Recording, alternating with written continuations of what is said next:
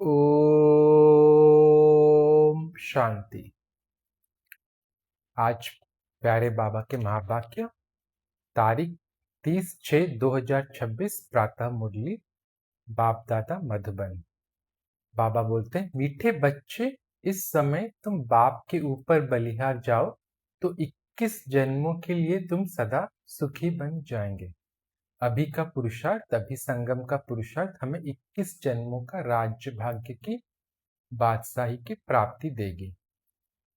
तो बाबा आज प्रश्न में पूछते हैं, ज्ञानी बच्चों को अपनी अवस्था ठीक रखने के लिए कौन सी आदत पक्की डालनी चाहिए? उत्तर, सवेरे सवेरे उठने की।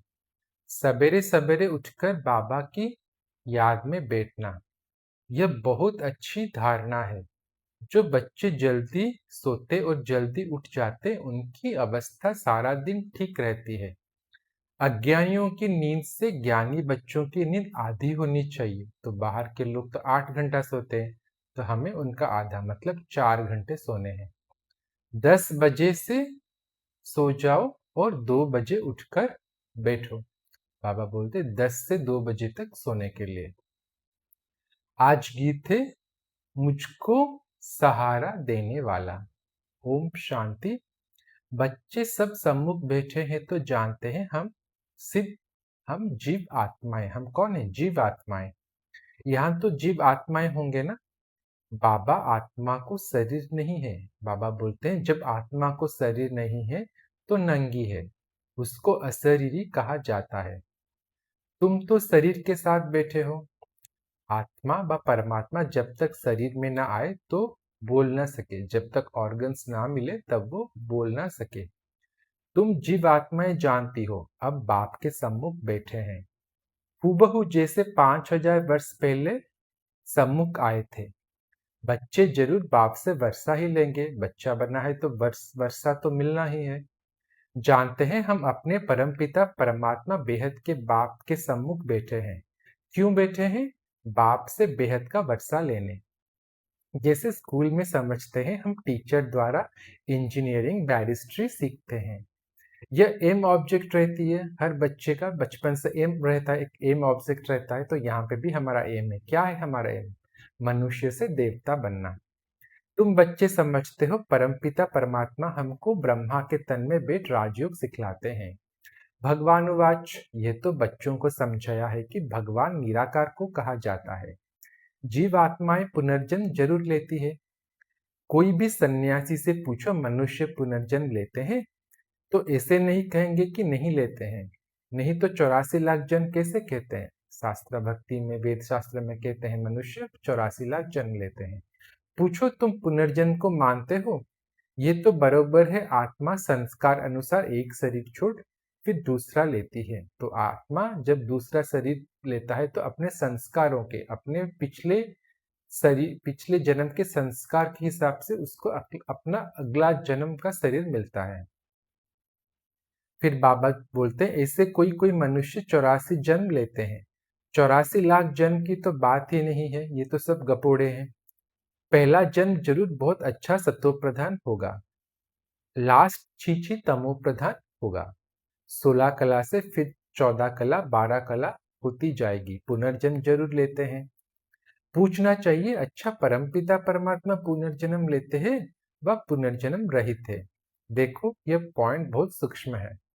अगर कहेंगे जन्म मरण रहित है तो फिर शिव जयंती सिद्ध नहीं होती। शिव जयंती माना अगर जन्म लेते हैं तो उनका मरण भी होगा। पर बाबा भी बोल रहे हैं, कहेंगे शिव जयंती तो मनाई जाती है ना, मतलब शिव जयंती तो मनाते, मतलब वो जन्म लेते। पर उनको ये थोड़ा ही पता है कि परमात्मा दिव्य अलौकिक जन्म लेते हैं। वो एक बूढ़े तन में आके प्रवेश करते हैं। समझाया जाता है, हाँ शिव जयंती है, परंतु जन्म के साथ फिर मरण जैसे कहा जाता है वह नहीं है। परमात्मा के साथ वो मरण नहीं है। अगर मरे तो फिर पुनर्जन्म ले, अगर कोई मरता है तो उसको पुनर्जन्म लेना पड़ेगा। तो बाबा कहते हैं, बाबा कभी पुनर्जन्म नहीं लेते। वो इस तन में एक ही बार आते हैं। किसके? ब्रह्मा बाबा के तन में एक ही बार आते हैं और उनके अंत के अंत जन्म में अंत में आते हैं। बस फिर पुनर्जन्म में ही आते। परमपिता परमात्मा पुनर्जन्म रहित है। वो कभी सतो प्रधान से तमो प्रधान नहीं बनते हैं। आत्माएं तो सब जन्म मरण में आते आते पतित बन जाती हैं, फिर बाप आते हैं पावन बनाने। इससे सिद्ध होता है आत्मा ही पतित होती है। आत्मा घर से पावन आती है, फिर माया पतित बना देती है। बाप तो कभी पतित नहीं बनाएंगे। बाप कभी भी बच्चों को गंदी मत नहीं दे सकते, क्योंकि बाप है। इस समय के मनुष्य पतित मत ही देते हैं। बाबा बोलते हैं आप पावन। बाबा बोलते अब पावन बाप कहते हैं कि पतित नहीं बनो, अर्थात विकार में नहीं जाओ। सबसे बड़ा पतितपना क्या है? विकारों में जाना। और सबसे बड़ा विकार कौन है? काम विकार। रावण की मत से दुखधाम बन गया, पहले सुखधाम था। ऐसे नहीं बाप ही सुख दुख देते हैं। नहीं, बाप कभी बच्चों को दुख की मत दे नहीं सकते। माया ही दुख देती है। उस माया पर जीत पाने से तुम जगतजीत बनते हो। मनुष्य माया के अर्थ नहीं समझते, वो धन को माया कह देते। लेकिन बाबा बोलते धन तो माया नहीं है, क्योंकि धन तो चाहिए, धन से ही हमको सब कुछ करना है। अपना कारोबार हम करते हैं, इतना सब हमारा होता है, तो उसके लिए धन तो चाहिए, तो धन माया नहीं है।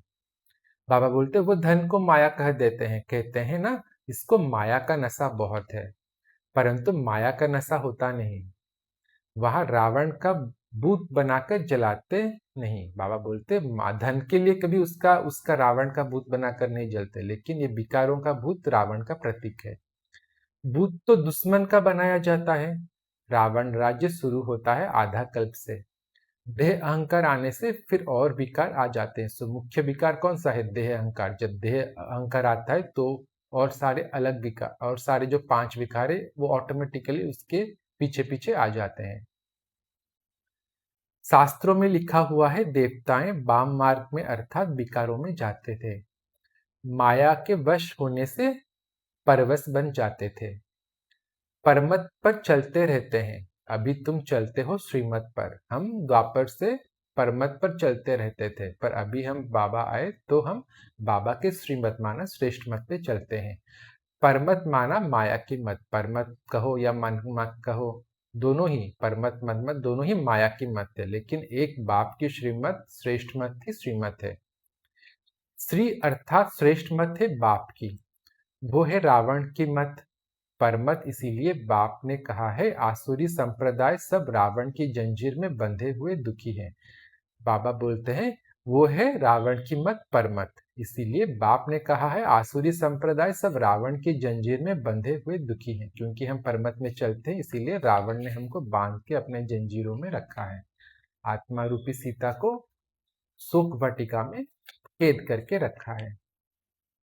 मनुष्यों ने सत्युग की आयु लाखों वर्ष समझ ली है। तुम तो हिसाब बताते हो 5000 वर्ष कैसे हैं। क्राइस्ट को 2000 वर्ष हुआ, बुद्ध को 2200 वर्ष हुआ, फिर इस्लामी को 25 वर्ष हुआ। तो क्राइस्ट का 2000 वर्ष, बौद्धि का बुद्ध का 200 2250 वर्ष, और इस्लामी माना इब्राहिम का 2500 वर्ष। सबको मिलाकर आधा कल्प हुआ, तो आधा कल्प 2500 वर्ष। तो पहले जब द्वापर शुरू हुआ तो पहले इब्राहिम आया, तो अभी उसका 2500 वर्ष। तो हिसाब बुद्धि में हिसाब निकालो। उनके पहले तो देवताएं का राज्य था, क्योंकि उनके पहले कौन था कोई को नहीं पता, सबको द्वापर से ही पता है। तो उनके पहले कौन था? तो देवताएं थे। इन इतने बाबा बोलते उनके पहले तो देवताएं का राज्य था, फिर देवताओं को लाखों वर्ष कैसे कह देते? क्योंकि 2500 वर्ष पहले तो देवताओं का राज्य था, तो फिर हम लाखों वर्ष कैसे कह देते? इतने मनुष्य होते फिर तो मनुष्य बहुत हो जाते। बाबा बोलते अगर लाखों वर्ष हो जाता तो मनुष्य अभी कितने हो जाते? अगर 2500 वर्ष में इतने मनुष्य हो गए, तो लाखों वर्ष के अगर होता देवताओं का राज्य तो कितने मनुष्य हो जाते? इतने तो है नहीं, अभी तो इतने तो है नहीं। 5000 वर्ष में ही करोड़ों मनुष्य हो जाते हैं। कहते भी है क्राइस्ट के 3000 वर्ष पहले भारत में आदि सनातन देवी देवता धर्म था।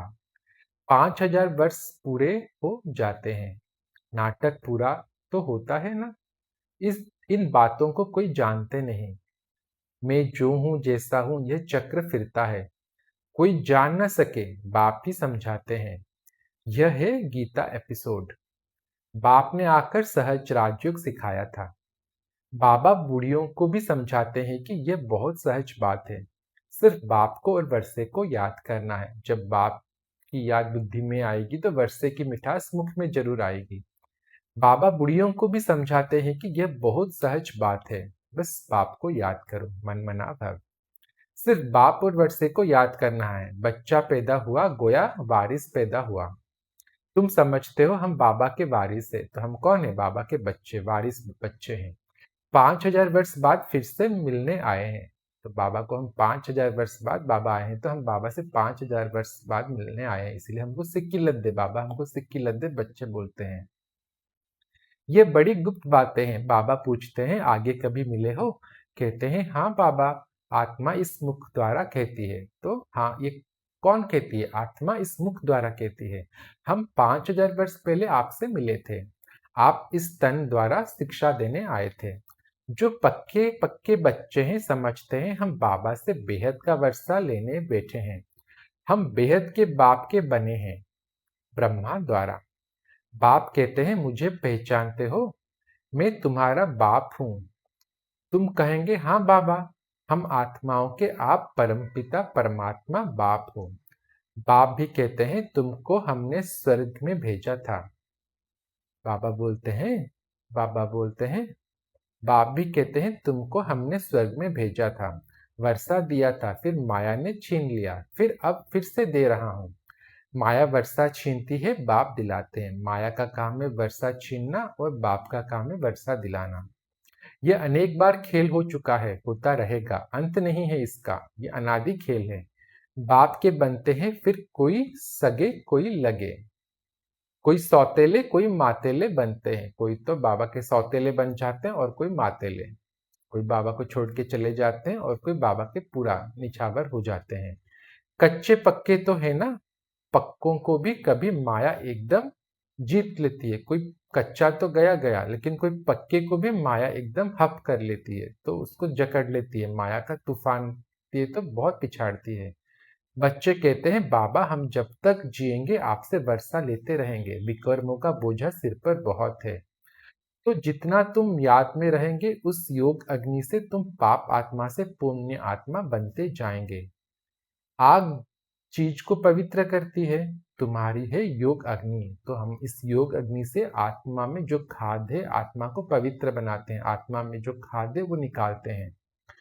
यह बेहद का यज्ञ है। बेहद के सेठ ने बेहद का यज्ञ रचा था। तो बाबा का आज और एक नाम क्या मिला? सेठ। बाबा बेहद का सेठ है, सबसे बड़ा सेठ। क्योंकि जो यज्ञ रचते हैं वो सेठ लोग ही रचते हैं, क्योंकि उनके पास बहुत धन रहता है। और यहाँ तो हमारे बाबा के पास अकीचार धन है। सबसे बड़ा सेठ हमारा बाबा, परमपिता परमात्मा शिव बाबा। इतने वर्ष कोई भी यज्ञ चलता नहीं है। 7-8 रोज का 1 मास के लिए यज्ञ रचते हैं। अभी देखो यज्ञ रचते हैं तो मैक्सिमम टू मैक्सिमम 7 to 8, 7 से 8 दिन का, या एक मैक्सिमम टू 1 महीने का यज्ञ रचेंगे। लेकिन हमारा ये यज्ञ कब से रचा है? 1936। कितने बरस हो गए? 90 बरस। बुद्धि में लाओ। तुम्हारा यह यज्ञ तो कितने वर्षों से चल रहा है। बाप तो सुनाते हैं, कहते हैं भूलो मत जाना। बाबा बोलते कहते हैं भूल मत जाना, सिर्फ मुझे याद करो तो तुम्हारा जन्म जन्मांतर के विक्रम का बोझा कटता जाएगा। एक ही बस बाबा मंत्र देते हैं, मन मना भव, मुझे याद करो। खुद को अशरीरी आत्मा समझ मुझ बाप को याद करो तो तुम्हारे जन्म जन्मांतर के विक्रम विनाश होंगे। भगवानुवाच मुझ अपने बाप को याद करो, जरूर आया हुआ है तब तो कहते हैं ना। बाप आया हुआ है तभी तो ये कहते हैं ना। पहले हमें कोई बोला था बस याद करो नहीं, तो अभी भगवान आए हुए हैं इसीलिए हमें बोलते हैं। बाप कहते हैं अब तुमको वापिस जाना है, अभी हमारा रिटर्न जर्नी है। तुम्हारी आत्मा इस समय बहुत पतित है, अब तुम जानते हो वो योग से हम पावन बनते जाएंगे। एक ही युक्ति है, योग। योग से ही हम पावन बनेंगे। जो पतित बन गए हैं विकारों के कारण वशीभूत होके, ये योग अग्नि द्वारा, ये योग अग्नि में जब हम आत्मा रूपी आत्मा को तपाएंगे तो पावन बनेंगे। खाद निकलेगी तो आत्मा फिर से पवित्र बनेगी। तुम्हारी तो प्रतिज्ञा है कि आप जब आएंगे तो और संग तोड़ तुम संग जोड़ेंगे। तुम पर वारी जाएंगे। स्त्री पुरुष पर और पुरुष स्त्री पर बलिहार होते हैं। यहाँ है बाप पर बलिहार जाना। शादी में एक दूसरे पर बलिहार जाते हैं ना। अब बाप कहते हैं तुमको कोई मनुष्य पर बलिहार नहीं जाना है। तुम्हारी प्रतिज्ञा है आप पर बलिहार जाऊंगी। आप हमारे पर बलिहार जाओ तो 21 जन्म तुमको सदा सुखी बनाऊंगा। कितना भारी वर्षा है, श्रीमत से तुम श्रेष्ठ बनेंगे। यह भूलो मत, लक्ष्मी नारायण का चित्र भी घर में रख दो। हम बाप से यह वर्षा ले रहे हैं। बाप परम धाम से आया हुआ है। बाबा कहाँ से आया है? सबसे ऊंचते ऊंच धाम परम धाम से आया हुआ है। किसके लिए? हमारे लिए। बाबा बोलते हैं परंतु माया चील भी कम नहीं है। माया को आज बाबा नाम के दिए चील। माया चील भी कम नहीं है, सबकी बात नहीं है परंतु नंबरवार है। कोई तो एकदम भूल जाते हैं कि हम बाप से वर्षा लेते हैं। यहाँ बैठे हैं तो नशा चढ़ता है। यहाँ से बाहर निकला और भूला, फिर सुबह को रिफ्रेश होते हैं, फिर सारा दिन भूल जाते हैं। किसी किसी को तो ज्ञान सुनते हैं और धारणा के लिए मुख्य सर आते तक सोडा वाटर हो जाता है, तो ज्ञान सब भूल जाते हैं। यहाँ से बाहर निकला और भूला, फिर सुबह को रिफ्रेश होते हैं, फिर सारा दिन भूल जाते हैं। 5-4 वर्ष रहकर अच्छी सर्विस करने वाले भी आज देखो नहीं है। कुछ अवज्ञा की तो माया ने जोर से थप्पड़ मारा और चले गए। बाबा कह देते हैं चढ़े तो चाखे प्रेम रस, गिरे तो चकनाचूर। देखते हो कैसे चकनाचूर हो जाते हैं। वैकुंठ में तो जरूर चलेंगे परंतु पद तो नंबरवार है ना। अभी बाबा का बच्चा बना तो स्वर्ग में तो जरूर जाएंगे, लेकिन पद भ्रष्ट हो जाएगा, जाके दास दासी प्रजा में बनेंगे, चंडाल बनेंगे। बाबा बोलते हैं देखते हो, बाबा बोलते हैं भल वहां सब सुखी रहते हैं, फिर भी मर्तव्य तो है ना। भल सत्युग त्रेता में स्वर्ग में सब सुखी होते हैं, लेकिन मर्तव्य तो है ना, पद तो होता है ना। स्कूल में मर्तव्य पाने के लिए ही पुरुषार्थ करते हैं, ऐसे नहीं प्रजा ही सही, जो तकदीर में होगा नहीं। इसको तमो प्रधान पुरुषार्थ कहा जाता है। जो बोलते हैं कि नहीं जो मिलेगा उससे चलेगा, हम तो जाना ही है स्वर्ग। बाबा बोलते ये जो पुरुषार्थ, ऐसे पुरुषार्थी को बाबा बोलते तमो प्रधान पुरुषार्थी। चेक करो हम किस लिस्ट में आते हैं। सतो प्रधान पुरुषार्थी, हमारे पुरुषार्थ कैसा है, तमो प्रधान या सतो प्रधान? बाबा बोलते हैं सतो प्रधान उनको कहेंगे जो बाप से पूरा वर्षा लेने की प्रतिज्ञा करते हैं। यह घुड़दौड़ है ना, मतलब घोड़े की दौड़, ये घुड़दौड़ है ना, सभी नंबरवार तो नहीं जाएंगे। यह ह्यूमन रेस है। तुम जानते हो हम जल्दी शिव बाबा के गले में पिरो जाएंगे तो उनको याद करना पड़े। सारा मदार याद पर है। माया विघ्न ऐसी डालती है जो एकदम रेस से निकाल देती है। तुम्हारी ह्यूमन रेस है। आत्मा कहती है हम बहुत दुखी हुए हैं, शरीर लेते लेते बहुत तंग हुए हैं, कहते हैं अब जाएं बाबा के पास। बाबा ने युक्ति तो बतलाई है, कहते हैं बाबा हम आपकी याद में ही रहेंगे। जितना टाइम निकाल बाबा बोलते हैं जितना टाइम निकाल सको उतना अच्छा है। गवर्नमेंट की सर्विस में भी 8 घंटा देते हो, इसे याद में भी 8 घंटा तो रहो। सृष्टि को स्वर्ग बनाना यह कितनी भारी सर्विस है। देखो कितना, इतनी बड़ी छीछी दुनिया, कलयुग को हमको स्वर्ग बनाना है तो कितना योगदान देना पड़ेगा। तो योग ही मुख्य है, तो बाबा के याद में ही रहना है। तो बाबा ने आज टाइम बोला मिनिमम 8 घंटा योग करना है।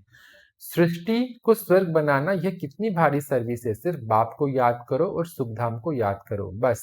यह 8 घंटा सर्विस करेंगे तो तुम पूरा वर्षा पाएंगे। ऐसे ऐसे याद करते करते तुम्हारे विकर्म विनाश होंगे। 8 घंटा इस सर्विस में दो, बाकी 16 घंटा तुम फ्री हो। जितना हो सके तुम घड़ी घड़ी याद करो। याद तो कहाँ भी बैठ कर सकते हो। सबसे अच्छा टाइम तुमको सवेरे मिलेगा। सिंधी में कहावत है सवेरे सोना सवेरे उठना। वही मनुष्य बड़ा गुणवान है। यह गायन भी अभी का है। बाप कहते हैं रात को जल्दी सो जाओ और फिर सवेरे सवेरे उठो। अज्ञानी लोग 8 घंटा नींद करते हैं, तुम्हारी नींद आधी होनी चाहिए, 4 से 5 घंटा नींद बस। तुम कर्मयोगी हो ना, रात को 10 बजे सो जाओ, 2 बजे उठो। सिर्फ बाबा को याद करने से तुम्हारी कमाई बहुत है। तुमको हेल्थ वेल्थ दोनों ही मिलेगी। अच्छा, 2 बजे नहीं तो 3 बजे उठो, 4 बजे। बाबा ने आपको रिलैक्स भी कर दिया टाइम पे। अगर 2 बजे नहीं उठ पाते हो तो एटलीस्ट 3 बजे उठो, 4 बजे उठो।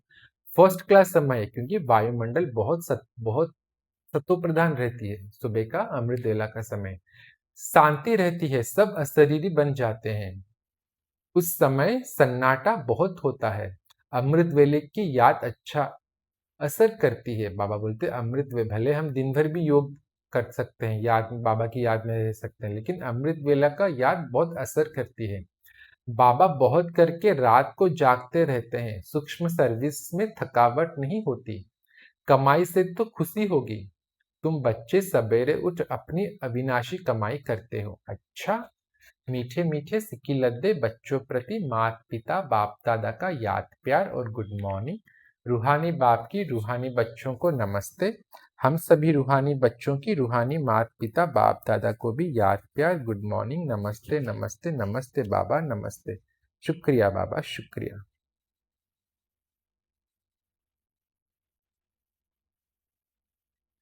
आज के धारणा के लिए मुख्य सार 21 जन्म सदा सुखी बनने के लिए एक बाप पर पूरा पूरा बलिहार जाना है, श्रीमत से श्रेष्ठ बनना है, मनमत व परमत को त्याग देना है, कोई अवज्ञा नहीं करनी है। 2, सवेरे सवेरे उठकर याद में बैठ कमाई करनी है, सृष्टि को स्वर्ग बनाने की सर्विस कम से कम 8 घंटा जरूर करनी है।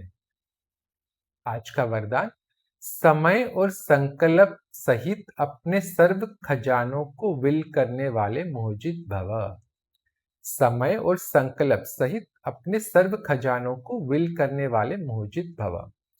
उसके लिए बाबा बोलते हैं, जैसे बच्चे को सब कुछ विल किया जाता है, ऐसे आप लोग भी बाप को अपना वारिस बनाकर सब कुछ विल कर दो तो विल पावर आ जाएगी। इस विल पावर से मोह स्वतः नष्ट हो जाएगा।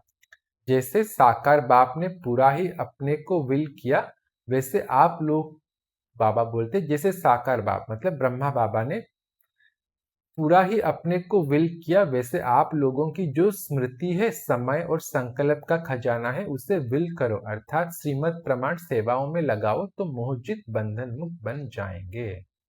आज का स्लोगन, एक दो का स्नेही बनने के लिए सरलता और सहनशीलता का गुण धारण करो। एक दो का स्नेही बनने के लिए सरलता और सहनशीलता का गुण धारण करो। आज के अव्यक्त इशारे, सदा हर्षित रहने के लिए अपनी नेचर को सरल बनाओ, सहनशील बनो। बाप दादा का वरदान है, सदा खुश रहो, खुशी का खजाना बांटो, खुशी की लहर सर्व में फैलाओ।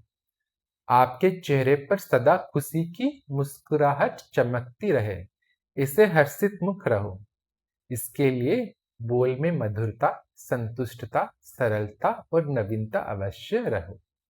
क्या बोले? मधुरता, चारों चीज मधुरता, संतुष्टता, सरलता और नवीनता अवश्य रहे। ब्राह्मण आत्माओं के बोल साधारण बोल न हो, हर कर्म में ऐसी नवीनता हो जो हर एक उससे प्राप्ति का अनुभव करे। तो आपके बोल ऐसे हो जो कोई भी आपसे बात करे तो उसको कुछ ना कुछ प्राप्ति का अनुभव हो। अच्छा, ओम शांति।